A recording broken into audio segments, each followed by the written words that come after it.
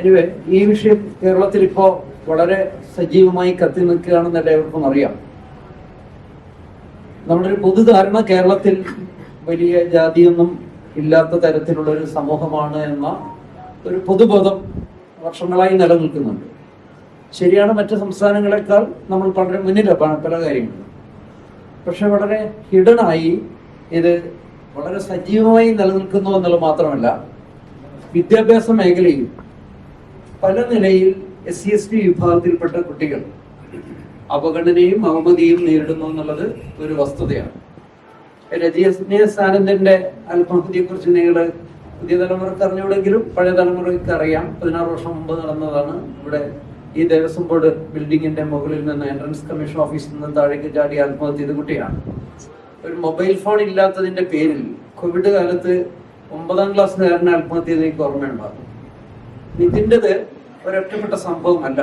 സർക്കാർ കണക്കനുസരിച്ച് ഏതാണ്ട് 2000-ഓളം 1800 ചില്ലാനും അതിക്രമങ്ങളാണ്, അല്ലെങ്കിൽ കാസ്റ്റ് ഡിസ്ക്രിമിനേഷന്റെ പേരിലുള്ള അതിക്രമങ്ങളാണ് ക്യാമ്പസുകളിൽ നടക്കുന്നതും അതിന്റെ പേരിൽ പരാതി രജിസ്റ്റർ ചെയ്യുകയും ചെയ്തു. പോലീസ് കംപ്ലൈന്റ് അല്ല പറയുന്നത്, പലതരത്തിലുള്ള ഇൻസ്റ്റിറ്റ്യൂഷൻസിലെ കംപ്ലൈന്റ്സ്.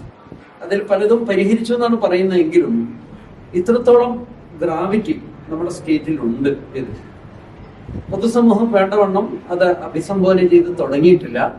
ഇപ്പൊ ഈ വിഷയം വന്നപ്പോൾ തന്നെ വളരെ ഞെട്ടലോടുകൂടിയാണ് രാഷ്ട്രീയ സമൂഹം ഇതിനെ കാണുന്നത്. കക്ഷി രാഷ്ട്രീയ ഭേദമന്യേ എല്ലാവരും അത് അങ്ങനെ തന്നെ അതിന്റെ അഭിപ്രായം പ്രകടിപ്പിച്ചിട്ടുണ്ട്. നമുക്ക് ഇതിന്റെ വിഷയത്തിലേക്ക് വരികയാണെങ്കിൽ, ഞാൻ ഒറ്റപ്പെട്ട പ്രശ്നമല്ല എന്ന് പറയാൻ കാരണം, ദേശീയ തലത്തിൽ ഇത് വളരെ കാലം മുമ്പേ തന്നെ വളരെ സജീവമായി ഈ വിഷയം ഉന്നയിക്കപ്പെടുന്നതാണ്. രോഹിത് വെമുലയുടെ ആത്മഹത്യ നിങ്ങൾക്ക് അറിയാം. അതിനു മുമ്പ് തന്നെ 2010 കാലഘട്ടത്തിൽ IIT-യിലും IIM-ലും തന്നെ നിരവധി കുട്ടികൾ ആത്മഹത്യ ചെയ്തതിന്റെ പശ്ചാത്തലം ഹയർ എഡ്യൂക്കേഷനിലാണ് ഏറ്റവും കൂടുതൽ, പ്രത്യേകിച്ചും പ്രൊഫഷണൽ മേഖലയിലാണ് ഏറ്റവും കൂടുതൽ ഈ പറയുന്ന കാസ്റ്റിന്റെ പേരിലുള്ള ഡിസ്ക്രിമിനേഷൻ നടക്കുന്നത്. റാഗിങ്ങിന്റെ രൂപത്തിൽ മാത്രമല്ല, അത് അധ്യാപകരുടെ ഇടയിൽ നിന്നുൾപ്പെടെ ഏറ്റവും കൂടുതൽ ടീച്ചിങ് സ്റ്റാഫിന്റെ ഇടയിൽ നിന്നും പ്രൊഫസർമാരുൾപ്പെടെയുള്ളവർ കാസ്റ്റിന്റെ പേരിലുള്ള വിവേചനം കാണിക്കുകയും ദളിത് ആദിവാസി വിദ്യാർത്ഥികളാണെങ്കിൽ അവരെ പ്രൊമോട്ട് ചെയ്യാതിരിക്കുക, അവർ മെറിറ്റോറിയസ് ആയിട്ട് IIT-യിലൊക്കെ വരുന്ന മെറിറ്റോറിയസ് ആയിട്ടുള്ളവരായിരിക്കുമല്ലോ, ആണെങ്കിലും അവർ അക്കാഡമിക് ആയിട്ടുള്ള ഒരു ഇമ്പ്രൂവ്മെന്റിന് വേണ്ടി ഒരു സപ്പോർട്ടും കൊടുക്കാതിരിക്കുക. ഏറ്റവും കൂടുതൽ ഇത് വെളിവാക്കപ്പെട്ടിരിക്കുന്നത് ഹോസ്റ്റൽ റൂമുകളിലും ക്യാൻറ്റീൻ പോലുള്ള പൊതുസ്ഥലങ്ങളിലുമാണ്. കുട്ടികൾക്ക് പിയർ ഗ്രൂപ്പ് സുഹൃത്സംഘം ഉണ്ടാക്കില്ല, അവരെ ഒറ്റപ്പെടുത്തും. പല നിലയിൽ അവർ ഇന്റേൺഷിപ്പ് ചെയ്യുന്നതിൽ, അല്ലെങ്കിൽ അവരുടെ ഡിസർട്ടേഷൻ പേപ്പർ പ്രസന്റ് ചെയ്യുന്നതിന്, PhD സ്റ്റുഡൻസ് ആണെങ്കിൽ അവരുടെ ഗൈഡിൽ തന്നെയുള്ള അതിക്രമങ്ങൾ തുടങ്ങി പാൽത്തദ്യയുടെ അങ്ങനെ ഒരു സംഭവമാണ് ആത്മാഹുതി. അപ്പൊ ദേശീയ തലത്തിൽ വളരെ രൂക്ഷമായതുകൊണ്ട് തന്നെ ഇതിനൊരു നിയമനിർമ്മാണം വേണം എന്നുള്ള നിലയിൽ ഡോക്ടർ തോറാട്ട് മുൻ UGC ചെയർമാനായിരുന്നു. അദ്ദേഹത്തിന്റെ റിപ്പോർട്ട് തന്നെയാണ്. ആ റിപ്പോർട്ട് പരിഗണിച്ചാണ് കേന്ദ്ര ഗവൺമെന്റ് UGC അതിന്റെ റെഗുലേഷൻ കൊണ്ടുവരികയും അടുത്ത കാലത്ത് UGC അത് റദ്ദാക്കി പുതിയൊരു റെഗുലേഷൻ കൊണ്ടുവന്ന് അട്ടിമറിക്കാനുള്ള ശ്രമം BJP ഗവൺമെന്റ് ചെയ്തിട്ടുണ്ട്. എന്തായാലും 2016 കാലഘട്ടങ്ങളിൽ രോഹിത്തിന്റെ ആത്മഹത്യക്ക് ശേഷം ഒരു നിയമം വേണം, രോഹിത് ആക്ട് എന്നുള്ള പേരിൽ നിയമം വേണം എന്നുള്ള നിലയിൽ ആ വിഷയം ചർച്ച ചെയ്തിട്ടുണ്ട്. അതായത് ക്യാമ്പസിലുള്ള കാസ്റ്റ് ഡിസ്ക്രിമിനേഷൻ എന്തെങ്കിലും സംഭവിച്ചാൽ അത് പല ലെവലിലുണ്ടാകാം. ക്ലാസ് റൂമിലായിരിക്കാം, അധ്യാപകരുടെ ഭാഗത്തുനിന്നായിരിക്കാം, ടീച്ചിങ് സ്റ്റാഫിന്റെ നിലയിൽ നിന്നായിരിക്കാം.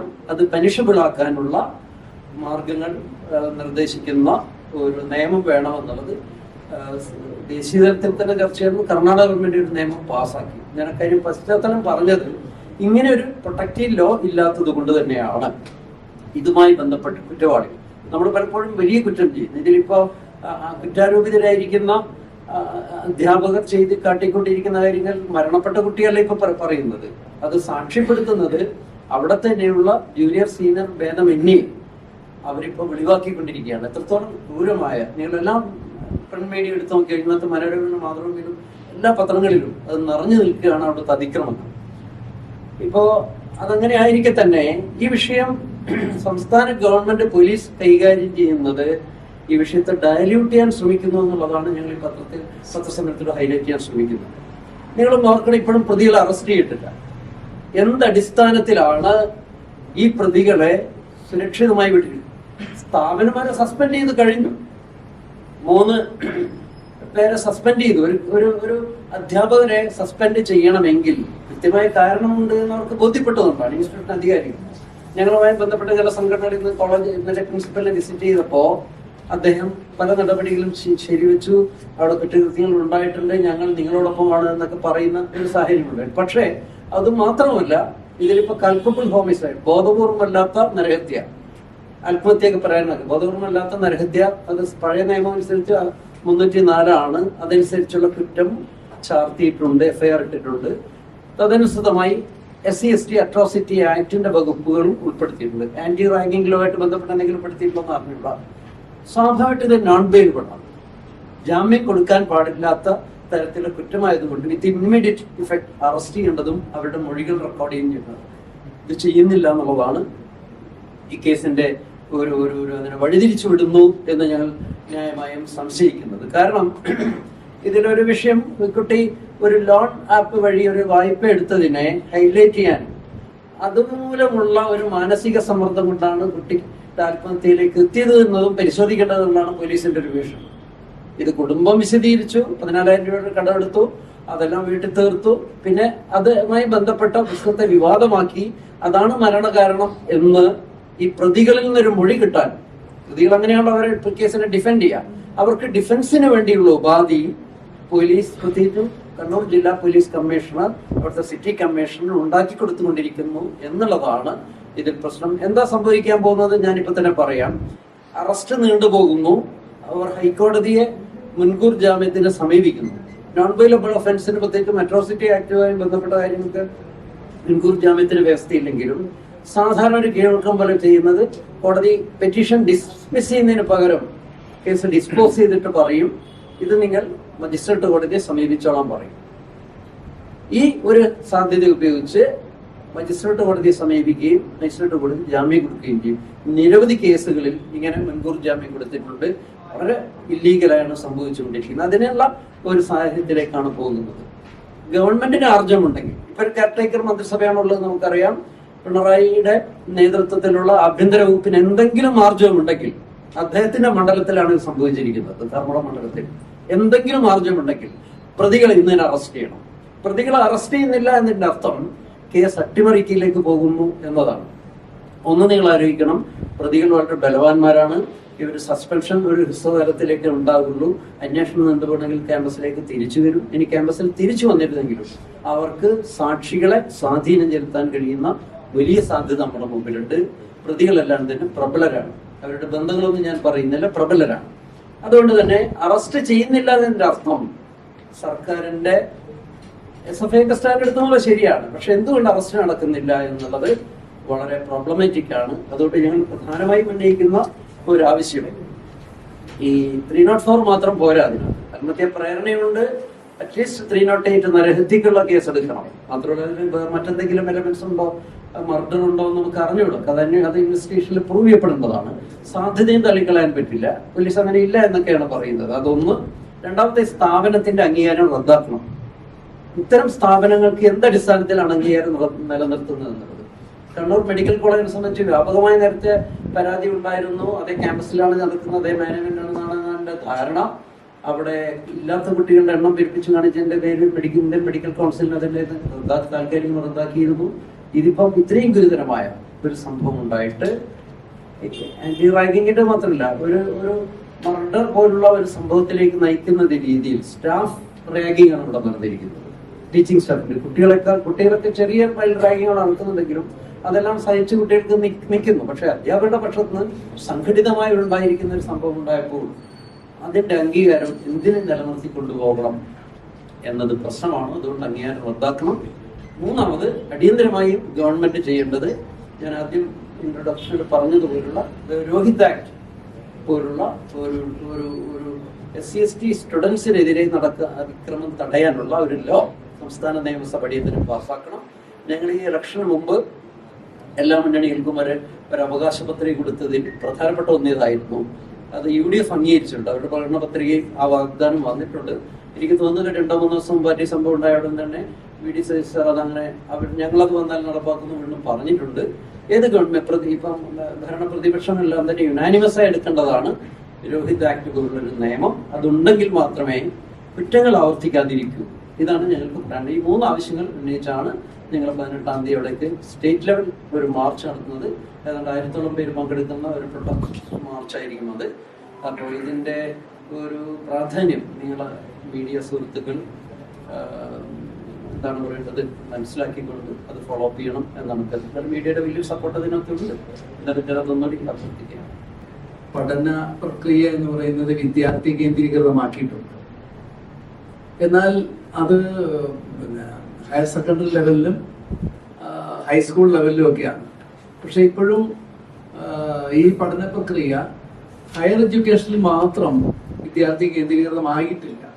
ഇപ്പോഴും ഹയർ എഡ്യൂക്കേഷനിൽ അത് അധ്യാപക കേന്ദ്രീകൃതമാണ്. അധ്യാപകർക്ക് എന്ത് ചെയ്യാൻ പറ്റുന്ന ഒരു പഠന പ്രക്രിയയാണ് ഇപ്പോൾ നമ്മൾ നിലവിൽ ഹയർ എഡ്യൂക്കേഷനിലുള്ളത്. അത് യൂണിവേഴ്സിറ്റിയിലായാലും മറ്റേ IIT-യിലായാലും മറ്റേ എവിടെ ആണെന്ന് പറഞ്ഞാലും ഉയർന്ന തലങ്ങളിലുള്ള എല്ലാം. കാരണം സെഷണൽ മാർക്ക് എന്ന് പറയുന്നതുകൊണ്ട് ഇന്റേണൽ മാർക്കുണ്ട്. ഇവിടെ എല്ലാം തന്നെ തങ്ങൾക്ക് അനുകൂലമായിട്ട് നിൽക്കാതെ തങ്ങൾ പറയുന്ന കേൾക്കാത്ത വിദ്യാർത്ഥികളുടെ മാർക്കുകൾ കുറയ്ക്കുക, അത്തരത്തിലുള്ള പീഡനങ്ങൾ നടന്നു. നമുക്കറിയാം, അവിടുത്തെ മീഡിയകളിൽ തന്നെ നമ്മൾ നിരന്തരം കേട്ടുകൊണ്ടിരിക്കുന്ന പല പെൺകുട്ടികളും ആൺകുട്ടികളുമാണ് ഈ അധ്യാപകനെതിരെയും അധ്യാപിക്കെതിരെയും വളരെ ശക്തമായ രീതിയിൽ ഇവരെ പല രീതിയിലും ബോഡി ഷെയിം ചെയ്യുന്നു. പേരുകൾ ഇപ്പം വൈറ്റ് ആയിട്ടുള്ള ഒരു കുട്ടിയാണ് അതിനെ വൈറ്റി എന്ന് പറയുക, ഇരുണ്ട നിറമുള്ള കുട്ടിയാണ് അതിനെ ബ്ലാക്കി എന്ന് പറയുക. എത്ര മോശമായിട്ടുള്ള വികൃതമായിട്ടുള്ള വൈകല്യം നിറഞ്ഞ ഒരു മാനസികാവസ്ഥയാണ് ഈ ഡോക്ടർ N. റാം എന്ന് പറയുന്ന ആ അധ്യാപകനുള്ളത്. അത് യഥാർത്ഥത്തിൽ അയാളെ പിരിച്ചുവിടുന്നതും നേരത്തെ അദ്ദേഹത്തിനെതിരെ ഈ കുട്ടികൾ പരാതി കൊടുത്തപ്പോൾ തന്നെ പിരിച്ചുവിടപ്പെടേണ്ട ഒരു വ്യക്തിയാണ് അദ്ദേഹത്തെ അവിടെ തന്നെ നിലനിർത്തിക്കൊണ്ട് തന്നെ ആ കോളേജിന് വരെ പേര് ദോഷം ഉണ്ടാക്കുന്ന നിലയിലേക്ക് മാറിയിരിക്കുകയാണ്. ഈ കഴിഞ്ഞ 10-15 വർഷത്തിനുള്ള ദേശീയ തലത്തിൽ തന്നെ ഏതാണ്ട് 132ഓളം വിദ്യാർത്ഥികൾ, അത് പിന്നാക്ക വിദ്യാർത്ഥികൾ, SC വിദ്യാർത്ഥികളൊക്കെ 132ഓളം വിദ്യാർത്ഥികൾ ആത്മഹത്യ ചെയ്തിട്ടുണ്ട്. എന്തുകൊണ്ടാണ് ഇവർ ആത്മഹത്യയിലേക്ക് പോകുന്നത്? തങ്ങൾ പഠിച്ച് നല്ല ഒരു നിലയിലെത്തി തന്റെ കുടുംബത്തെയും സമൂഹത്തെയും സേവിക്കണം എന്ന് ആഗ്രഹിച്ച് ഉന്നത തലങ്ങളിലേക്ക് പോകുന്ന വിദ്യാർത്ഥികൾ അവിടെ ആത്മഹത്യ ചെയ്യപ്പെടുന്നത് അവന്റെ എല്ലാം നശിക്കപ്പെട്ടു എന്ന് തോന്നുമ്പോൾ മാത്രമാണ് ആത്മഹത്യയിലേക്ക് പോകുന്നത്. അപ്പം ഇങ്ങനെ പോകാത്ത നിലയിൽ രോഹിത് ആക്ട് നടപ്പാക്കുക, അത്തരത്തിലുള്ള കുട്ടികൾക്ക് അനുകൂലമായിട്ടുള്ള ഒരു പഠന പ്രക്രിയ നമ്മുടെ സംസ്ഥാനത്ത് ആരംഭിച്ചിട്ടില്ലെങ്കിൽ ഏറ്റവും കൂടുതൽ പീഡിപ്പിക്കപ്പെടുന്നത് ദലിത് പിന്നോക്ക വിദ്യാർത്ഥികളാണ്. അത് എയ്ഡഡ് കോളേജുകളെന്നോ അൺഎയ്ഡഡ് കോളേജുകളെന്നോ സർക്കാർ കോളേജുകളെന്നോ ഒന്നുമില്ല. അതിൽ ഈ അധ്യാപകരായിട്ട് വരുന്ന പാരമ്പര്യമായിട്ട് ജാതീയതയും അതുപോലെ പിന്നെ രൂഢമൂലമായിട്ട് നിൽക്കുന്ന ഇതിൻ്റെ ആ മാനസികാവസ്ഥയാണ് ഇങ്ങനെ അവരെ പ്രേരിപ്പിക്കുന്നത്. അവരുടെ ചെറുപ്പകാലത്തിൽ ഉണ്ടായിരുന്ന അവർക്ക് ലഭിച്ച ആ സൗകര്യത്തെ അത് അവർ പ്രയോഗിക്കുന്നത് അവരുടെ കുട്ടികളിലേക്കാണ്. അതുകൊണ്ട് യാതൊരു രീതിയിലും അത് ഇയാളെ അനുവദിക്കാൻ പറ്റുകയില്ല. സാർ പറഞ്ഞ പോലെ മുൻകൂർ ജാമ്യം അവർക്ക് അനുവദിക്കുന്നതിന് മുമ്പ് തന്നെ അവര് മുൻകൂർ ജാമ്യത്തിന് അപേക്ഷിക്കുന്നതിന് മുൻപ് അടിയന്തരമായിട്ട് തന്നെ അവരെ അറസ്റ്റ് ചെയ്യണം. 18-ാം തീയതി അംബേദ്കർ ഡെമോക്രാറ്റിക് ഫ്രണ്ടിന്റെ നേതൃത്വത്തിലാണ്ട് 500-ലധികം ആളുകൾ, കുട്ടികളും അതിൽ വിദ്യാർത്ഥികളും ഒക്കെ ഉൾപ്പെടുന്ന 500-ലധികം ആളുകൾ കോളേജിലേക്ക് ഞങ്ങൾ മാർച്ച് ചെയ്യുകയാണ്. അത് ശക്തമായിട്ടുള്ള പ്രതിഷേധ മാർച്ചായിരിക്കും അവിടെ നടക്കുന്നത്. നമുക്ക് അറിയാം, രജനീസ് ആനന്ദ് മരിച്ചതിന് ശേഷം ഇങ്ങോട്ട് ഇത്ര കാലം എടുത്തു കഴിഞ്ഞാൽ ആദിവാസി ദളിത് വിദ്യാർത്ഥികൾക്ക് എത്രത്തോളം കംഫർട്ടബിൾ ആയി ക്ലാസ് റൂമുകളിൽ ഇരുന്ന് പഠിക്കാൻ പറ്റുന്ന ഒരു സാഹചര്യം ഹയർ എഡ്യൂക്കേഷൻ മേഖലയിൽ കുട്ടികൾക്ക് ഉണ്ടായിട്ടുണ്ടെന്നുള്ളത് ഇപ്പം കഴിഞ്ഞൊരു വർഷത്തെ കാലയളവിൽ എടുത്തു നോക്കിക്കഴിഞ്ഞാൽ തന്നെ ഈ ഗ്രാൻസ് ലഭിക്കാത്തത് മൂലമൊക്കെ തന്നെ ഒരു 150ഓളം വിദ്യാർത്ഥികൾ ഹയർ എഡ്യൂക്കേഷനിൽ നിന്ന് ഡ്രോപ്പ് ഔട്ട് ആയി പോയിട്ടുണ്ട്. അപ്പൊ ഇതിന്റെ എല്ലാ കാരണങ്ങൾ എന്താണെന്നോ ഈ വിദ്യാർത്ഥികൾ നേരിടുന്ന ഇഷ്യൂ എന്താണെന്നോ ഒരു ഇൻക്ലൂസീവ് ആയിട്ടുള്ള ഒരു എഡ്യൂക്കേഷണൽ സിസ്റ്റം നമ്മുടെ കേരളത്തിൽ ഇപ്പോഴും നിലനിൽക്കുന്നുണ്ടോ? നമ്മൾ പല ഇൻഡെക്സുകൾ നിരത്തിക്കൊണ്ട് കേരളത്തിന്റെ വികസനത്തെയും വികസന മാതൃകകളെയും മുന്നോട്ട് കാണിക്കുമ്പോൾ ക്ലാസ് റൂമിന്റെ അകത്ത് വളരെ സേഫായി മറ്റു വിദ്യാർത്ഥികളെ പോലെ അന്തസ്സോടെ ഇരുന്ന് പഠിക്കാൻ പറ്റുന്ന ഒരു സാഹചര്യം കേരളത്തിലെ ക്യാമ്പസുകളിൽ വിദ്യാർത്ഥികൾക്ക് ഉണ്ടോ എന്നുള്ളത് വലിയൊരു ചോദ്യമാണ്. പലതരത്തിലുള്ള ഇപ്പൊ പ്രത്യേകിച്ച് ഫസ്റ്റ് ജനറേഷൻ ലേണേഴ്സ് ആയിട്ടുള്ള വിദ്യാർത്ഥികള്, രക്ഷിതാക്കളില് വളരെ ലോ ഇൻകം സ്റ്റാറ്റസിലുള്ള രക്ഷിതാക്കളുള്ള വിദ്യാർത്ഥികൾ വളരെ സമ്മർദ്ദത്തിലാണ് ഇന്നത്തെ ഒരു കറണ്ട് സിനാരിയോയില് ക്ലാസ് റൂമിന്റെ അകത്തേക്ക് പോകേണ്ടി വരുന്നത്. ഇപ്പൊ നമുക്കറിയാം വളരെ തുച്ഛമായിട്ടുള്ള ആനുകൂല്യങ്ങളാണ്. എല്ലാ SC/ST വിദ്യാർത്ഥികൾക്ക് എല്ലാം ഫ്രീ ആണെന്ന് പറയപ്പെടുന്ന അല്ലെങ്കിൽ റിസർവേഷന്റെ ആനുകൂല്യം ഉണ്ടല്ലോ, നിങ്ങൾക്ക് എല്ലാം അങ്ങോട്ട് ഫ്രീ ആയിട്ട് കിട്ടുവാണല്ലോ, നിങ്ങളൊന്ന് പഠിച്ചിറങ്ങിയാൽ നിങ്ങൾക്ക് ജോലിയാണല്ലോ എന്ന് പറയുന്നിടത്ത് വളരെ മാനസികമായിട്ടുള്ള സംഘർഷങ്ങളുടെ അകത്താണ് ഓരോ ആദിവാസി ദളിത് വിദ്യാർത്ഥിയും ക്ലാസ് റൂമിന്റെ അകത്ത് അനുഭവിക്കുന്നത്. കാരണം ഇവരുടെ നിതിന്റെ കേസിൽ തന്നെ നമുക്ക് എടുത്ത് നോക്കി കഴിഞ്ഞാൽ അറിയാം, ഹോസ്റ്റലിൽ നിതിന് എത്രത്തോളം സേഫ് ആയിട്ട് നിൽക്കാൻ പറ്റിയിട്ടുണ്ടെന്നുള്ളത്. ഒരു ഹോസ്റ്റൽ റൂം കിട്ടാന്ന് പറയുന്നത് ഇവരുടെ ഈ ഹോസ്റ്റൽ അലവൻസ് പോലും, ഈ ഗവൺമെന്റ് കൊടുക്കുന്ന ഹോസ്റ്റൽ അലവൻസ് പോലും തുച്ഛമായിട്ടുള്ള പൈസ ആയതുകൊണ്ട് നമുക്ക് നേരിട്ട് എക്സ്പീരിയൻസ് ഉണ്ട്. ആദിശക്തി സമ്മർ സ്കൂളിലെ നിരവധി വിദ്യാർത്ഥികളെ കോളേജ് ഹോസ്റ്റലിൽ താമസിപ്പിക്കാതിരുന്നത്. ഞങ്ങളുടെ ഹോസ്റ്റലിൽ ഫീസ് 7,500 ആണ്, 8,000 ആണ്, 11,000 ആണ്. കൊച്ചി പോലുള്ള നഗരത്തിലേക്കുള്ള ഹോസ്റ്റലുകളിലൊക്കെ തന്നെ ഈ ഫീസാണ്. ഗവൺമെന്റ് കൊടുക്കുന്ന വെറും 3,500 രൂപയാണ്.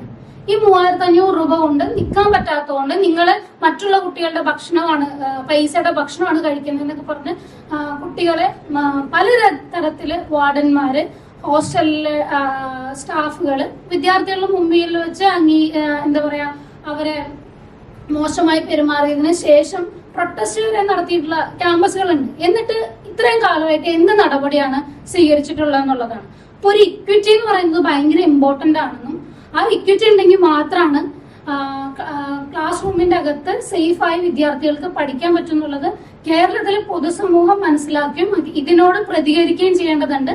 അതുകൊണ്ട് തന്നെയാണ് നമ്മൾ രോഹിത് ആക്ട് വരണമെന്നും ക്ലാസ് റൂമില് ആദിവാസി ദളിത് വിദ്യാർത്ഥികൾ ക്യാമ്പസുകളിൽ പഠനത്തിന് അവർക്ക് നേരിടുന്ന ബുദ്ധിമുട്ടുകളെ അതിന് അങ്ങനെ ഒരു ഇഷ്യൂ ഉണ്ടായാൽ അതിന് ഒരു നടപടി ഉണ്ടാവും എന്നുള്ള ഒരു ബോധ്യത്തിലേക്ക് പൊതുസമൂഹം മാറേണ്ടതിന്റെ ആവശ്യമുണ്ട്. ഇത് ആദിവാസിയും ദളിത് വിദ്യാർത്ഥിയും അവരുടെ പ്രശ്നം കൊണ്ടുണ്ടാവുന്ന ഇഷ്യൂസ് അല്ല ഇത്. നമ്മൾ പൊതുസമൂഹത്തിലുള്ള മനുഷ്യന്മാര് അവരോട് കാണിക്കുന്ന അവരുടെ വിഷയങ്ങൾ മനസ്സിലാക്കാൻ പറ്റാത്തതിന്റെ ഇഷ്യൂ കാരണം സംഭവിക്കുന്നതാണ്. ഇപ്പം ഒരു ക്ലാസ് റൂമിന്റെ അകത്ത് ഒരു SC/ST വിദ്യാർത്ഥി ഉണ്ടെങ്കിൽ അവരെന്താണ് അവർ ഫേസ് ചെയ്യുന്ന ഇഷ്യൂ, അവർ ഏത് മാനസികാവസ്ഥയിൽ കൂടെ പോകുന്നത് എന്നൊന്നും തിരിച്ചറിയാനുള്ള ഒരു സാമാന്യ ബോധ്യവും ഇല്ല. ഇവർ ആദിവാസി ദളിത് വിഭാഗങ്ങൾ എന്താണെന്ന് പഠിപ്പിക്കുന്ന തരത്തിലുള്ള ഒരു അക്കാഡമിക് നിലവാരമുള്ള സിലബസുകളില്ല. ടീച്ചേഴ്സിനും അധ്യാപകർക്കും ഒക്കെ ട്രെയിനിങ് കൊടുക്കുന്നുണ്ടെങ്കിൽ പോലും ഇവരോട് എങ്ങനെ പെരുമാറണ്ടെന്നുള്ളതിന് നമ്മൾ കഴിഞ്ഞ ഹയർ എഡ്യൂക്കേഷൻ കമ്മീഷന്റെ സിറ്റിംഗ് ഉണ്ടാകുന്ന സമയത്ത് വളരെ വിശദമായിട്ട് ഒരു 30 പേജ് അടങ്ങുന്ന റിപ്പോർട്ട് ആദിശക്തി സമ്മർ സ്കൂളിന്റെയും ദളിത് ആദിവാസി സംഘടന നേതൃത്വത്തിൽ ഹയർ എഡ്യൂക്കേഷൻ കമ്മീഷന് കൊടുത്താണ്. ഇതേപോലെയുള്ള ഇഷ്യൂസ് കുട്ടികൾ ക്ലാസ് റൂമിന്റെ അകത്ത് അനുഭവിക്കുന്നുണ്ട്. ഇവർക്ക് വളരെയധികം ബുദ്ധിമുട്ടുകളുണ്ട്. ഒരു തരത്തിലുള്ള നടപടിയും കഴിഞ്ഞ 10 വർഷത്തിനിടയിൽ ഈ ഗവൺമെന്റ് എടുത്തിട്ടില്ല. അപ്പൊ അതുകൊണ്ട് അടിയന്തരമായിട്ട് ഇതിനൊരു പരിഹാരം ഉണ്ടാവണം. രോഹിത് ആക്ട് വരണം. ഇത് ചെയ്ത കമ്മിറ്റഡ് ആയിട്ടുള്ള കൾപ്രിറ്റ്സ് ആയിട്ടുള്ള ആളുകളെ അറസ്റ്റ് ചെയ്യണം. ഇതിന് നടപടി ഉണ്ടാവണം. അല്ലെങ്കിൽ കേരളത്തിലെ ആദിവാസി ദളിത് വിദ്യാർത്ഥികളുടെ ഭാഗത്തുനിന്നുള്ള വലിയൊരു പ്രതിഷേധം ഉണ്ടാവും. ഇനിയെങ്കിലും കേരളം കണ്ണു തുറന്നിട്ടില്ലെങ്കിൽ ഇത് എന്താ പറയാ ആദിവാസി ദളിത് വിഭാഗങ്ങളുടെ ഒരു അപ്രൈസിംഗിലൂടെ ഉള്ളൊരു ചേഞ്ച് കൊണ്ടുവരാനായിട്ട് വിദ്യാർത്ഥികളുടെ ഭാഗത്ത് എഫേർട്ട് ഉണ്ടാവും. കാരണം അത്രയധികം കഴിഞ്ഞ ഇത്രയും വർഷത്തിനിടയിൽ ഒരു 4-5 തവണ ഈ സെക്രട്ടറിയുടെ ഫ്രണ്ടിൽ വന്നിരുന്നു ഈ ഗ്രാന്റ് വർദ്ധിപ്പിക്കണം, ഹോസ്റ്റൽ അലവൻസ് വർദ്ധിപ്പിക്കണം എന്ന് പറഞ്ഞ് ആദിവാസി ദളിത് വിദ്യാർത്ഥികൾ പ്രൊട്ടസ്റ്റ് ചെയ്തു. അപ്പോഴൊന്നും ഇത് ആരും കാണാറില്ല. ഒരു ആത്മഹത്യ വരുമ്പോഴാണ് ഈ വിഷയം പുറത്തേക്ക് വരുന്നതും കുറച്ച് നാളത്തേക്ക് മാത്രം അത് കത്തി നിൽക്കുന്നു. ഇതിന് അടിയന്തരമായ പരിഹാരം വേണമെന്നാണ് ആദിശക്തി സമ്മർ സ്കൂളിന്റെ ഭാഗമായിട്ട് എനിക്ക് പറയാനുള്ളത്.